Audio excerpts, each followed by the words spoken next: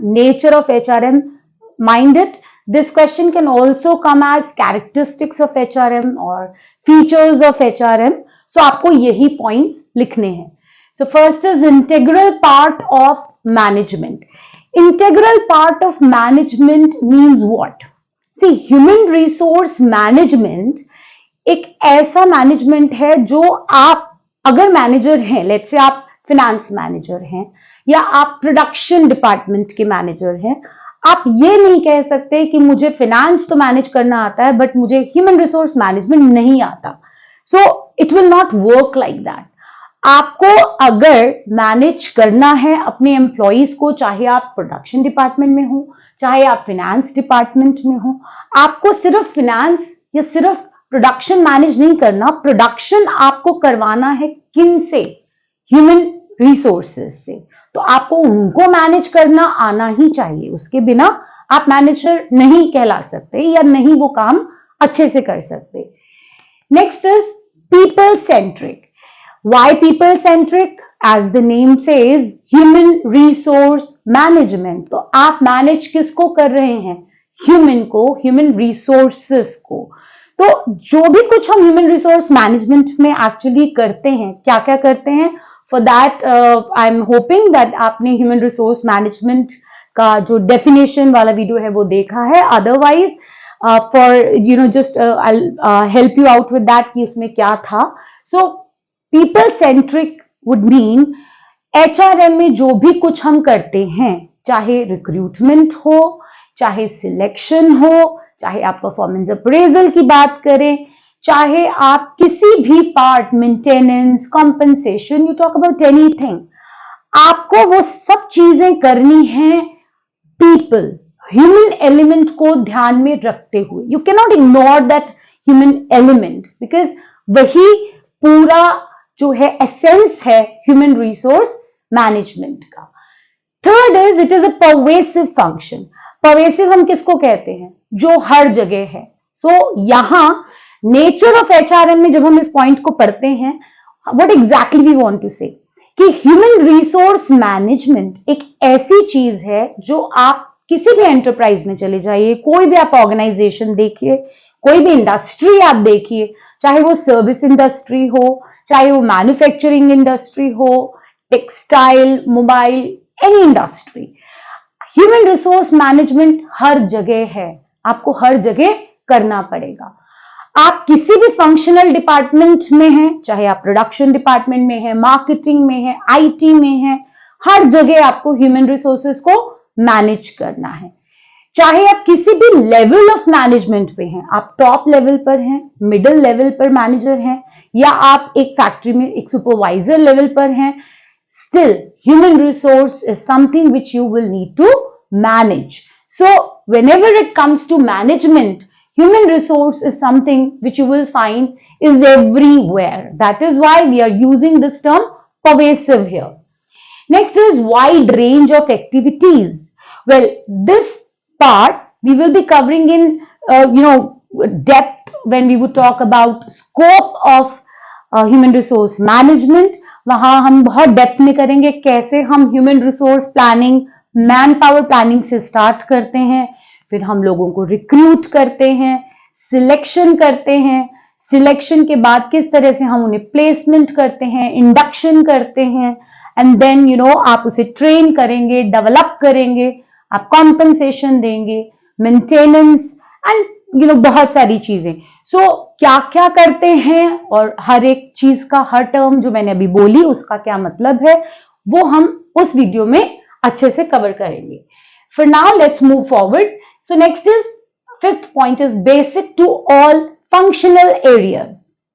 सी अभी हमने बोला जितने भी फंक्शनल एरियाज हैं, चाहे आप प्रोडक्शन की बात कीजिए, चाहे आप मार्केटिंग की बात कीजिए, चाहे आप IT की बात कीजिए, हर एक फंक्शनल डिपार्टमेंट में ना सिर्फ ये प्रेजेंट है और जरूरी है, इट इज बेसिक. आप बिना इसके कुछ भी नहीं कर सकते, right? Because first of all you will need to staff any department, be it any functional department. आप वहां पर लोगों को बिठाएंगे काम करने के लिए. आपकी जो जितनी भी जॉब्स आप क्रिएट करेंगे उस डिपार्टमेंट में, आखिर उनको कौन चलाएगा या उनको कौन उन रोल्स को परफॉर्म करेगा? It will be human people there in that organization. So basic है।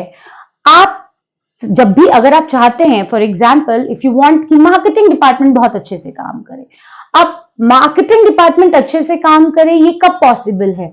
जब उन लोगों को आप अच्छे से ट्रेन करें, जब आप सेल्स जो कर रहे हैं, जो फील्ड पर जा रहे हैं या जो कस्टमर से इंटरैक्ट कर रहे हैं, when you ensure that they are motivated, जब आप उनका time to time performance appraisal करें, उन्हें टाइम टू टाइम प्रमोशन दें, सो वो सब चीजों का जब आप ध्यान रखेंगे तभी वो मार्केटिंग डिपार्टमेंट अच्छे से कर पाएगा अपना काम। सो कोई भी फंक्शनल एरिया आप ले लें, यू विल फाइंड ये बेसिक एलिमेंट है, जो आपको चाहिए ही चाहिए। Next is it is a continuous function. See having said this कि ये हर जगह है, बेसिक है, this is also important for us to understand कि ये एक ऐसा फंक्शन है जो कंटिन्यूअस है। आप ये नहीं कह सकते कि मैंने आज 100 एम्प्लॉइज रिक्रूट कर लिए, I am done for this year, अब मुझे और रिक्रूटमेंट नहीं करना। यू नेवर नो, बहुत सारे एम्प्लॉइज अगर आप रिटेन नहीं कर पाए and if they leave your organization, हो सकता है आपकी जो प्लानिंग थी वो फेल हो जाए और आपको और लोगों को रिक्रूट करना पड़े। Similarly you can't just say कि परफॉर्मेंस अप्रेजल मैंने इस साल कर लिया, अब मुझे अगले साल अप्रेजल नहीं करना है, या इवन मैं साल के एंड में ही करूंगा। So it's not going to happen like that. आपको क्वार्टरली भी अप्रेजल करना पड़ता है, आपको सेमी एनुअली करना पड़ता है। So it's something which just goes on and on and on. So आप कहीं भी किसी भी चीज में आप ये नहीं कह सकते I am done. You think about any activity, and that is why we are saying that human resource management is actually a continuous function, right? Now, next point is multidisciplinary approach. Why we are saying that human resource management is something which has multidisciplinary approach. Multidisciplinary हम इसको इसलिए बोल रहे हैं क्योंकि जब आपको human resources को मैनेज करना है, आपको कई डिसिप्लिन्स की नॉलेज होना जरूरी है। फॉर एग्जाम्पल आपको साइकोलॉजी की नॉलेज चाहिए, क्योंकि अगर आप साइकोलॉजी नहीं पढ़ पाएंगे किसी एम्प्लॉय की कि कैसे वो काम करता है, क्या कहने से वो कैसे रिएक्ट करता है, कैसे उसे मोटिवेट करना है, आप वो नहीं समझ पाएंगे। सो साइकोलॉजी समझना जरूरी है। You talk about economics. आप ह्यूमन रिसोर्स मैनेजमेंट जब करते हैं, एक्चुअली में आप क्या चाहते हैं? कम से कम कॉस्ट में, कम से कम टाइम में, ज्यादा से ज्यादा आप प्रोडक्टिविटी ले पाए, ज्यादा से ज्यादा आप डेवलपमेंट कर पाए एम्प्लॉइज की। So there also what is it that you are talking about? We are talking about economics, right? So productivity को कैसे बढ़ाएं, वेस्टेज को कैसे कम करें, ये सब आपको समझना है, which is a part of economics. You talk about, say, sociology, you talk about anthropology. So, sociology अगर हम बात करें, आपको सोसाइटीज की नॉलेज होना जरूरी है, कि सोसाइटीज किस तरह से वर्क करती हैं, डिफरेंट कल्चर्स कैसे वर्क करते हैं, right? So which is anthropology. So कहाँ कैसे one culture is different from another. अगर आप एक ह्यूमन रिसोर्स मैनेजर हैं, let's say here in India, maybe you are very successful, but it's not always necessary कि जो policies आप यहाँ इंडिया में यूज करके बहुत अच्छे से ह्यूमन रिसोर्सेज को मैनेज कर पाते हैं, सेम पॉलिसीज अगर आप कहीं और, let's say if you you're dealing with or you're a manager somewhere in US, तो वही पॉलिसीज वहां भी वर्क करेंगी। ऐसा नहीं है। क्यों नहीं होगा? Maybe because cultures different हैं, the way they work, the way they interact with their environment is all different, right? So वो सब नॉलेज आपको होना जरूरी है, तभी आप ह्यूमन रिसोर्सेज को सही से मैनेज कर पाएंगे, right? So that is why multidisciplinary approach. Next is it's both art and science. Let's first talk about science. Science आप किसे कहते हैं? Science हम बोलते हैं something which is evidence based, something wherein you have cause and effect relationship, right? अब अगर हम ह्यूमन रिसोर्स मैनेजमेंट की बात करें तो बहुत सी रिसर्चेस हैं जो इस फील्ड में हुई हैं। हम बोल सकते हैं कि अगर आपके एम्प्लॉइज मोटिवेटेड हैं, अगर जॉब एंगेजमेंट लेवल आपका बहुत अच्छे से आप एम्प्लॉइज को एंगेज करते हैं, then they will be more satisfied with their jobs, productivity ज्यादा होगा। अब ये क्या कॉज है और उसका क्या इफेक्ट होगा, ये बहुत बार एविडेंस के थ्रू प्रूव हो चुका है, राइट? सो वी नो ये होगा तो उसका रिजल्ट ये होने वाला है। That is why we are saying it is science, right? Now how is it in art? Art है क्योंकि हर एम्प्लॉई डिफरेंट है, right? If I am a manager and I am managing say 10 employees वो working under me, हर employee पर same चीज काम नहीं करने वाली। It's right that I'll have to motivate every one of the subordinates who is working under me, लेकिन सब subordinates को एक ही तरीके से मैं सोचूं कि मैं उन्हें मैनेज कर लूं और उन्हें मोटिवेट कर लूं, वो नहीं होगा। जो एक एम्प्लॉय पर चीज काम करेगी, दूसरे पर कुछ और काम करेगा। अब किस पर क्या लगाना है, वो एक आर्ट है, वो एक कला है जो हर मैनेजर को, हर ह्यूमन रिसोर्स मैनेजर को सीखनी पड़ती है, right? So now next is action, development and future oriented. Why we are saying action oriented or development oriented? See, unlike personal management, जो अगर आपने ये देखा है, पढ़ा है कि पर्सनल मैनेजमेंट और ह्यूमन रिसोर्स मैनेजमेंट, तो ये दोनों टर्म्स अलग हैं, राइट? सो पहले जहां हम सिर्फ बात करते थे कि ह्यूमन रिसोर्सेज का आप पर्सनल रिकॉर्ड्स मेंटेन कर रहे हैं एंड आप रूल्स बना रहे हैं, ह्यूमन रिसोर्स मैनेजमेंट में ऐसा नहीं है। ह्यूमन रिसोर्स मैनेजमेंट में आप एक्शन लेते हैं टू इंश्योर कि आप जो ऑब्जेक्टिव्स हैं ऑर्गेनाइजेशन के, आप उनको थ्रू ह्यूमन बीइंग्स आप उनको अचीव कर पाए। एट द सेम टाइम आपको मेक श्योर करना है कि आपके जो एम्प्लॉइज हैं वो भी कंटिन्यूअसली डेवलप करें। उसके लिए क्या करने की जरूरत है, कहाँ उनका इंटरेस्ट है, क्या आपके ऑर्गेनाइजेशन की नीड्स हैं, सो अकॉर्डिंगली आप उन्हें नर्चर करते हैं, उस टैलेंट को नर्चर करते हैं।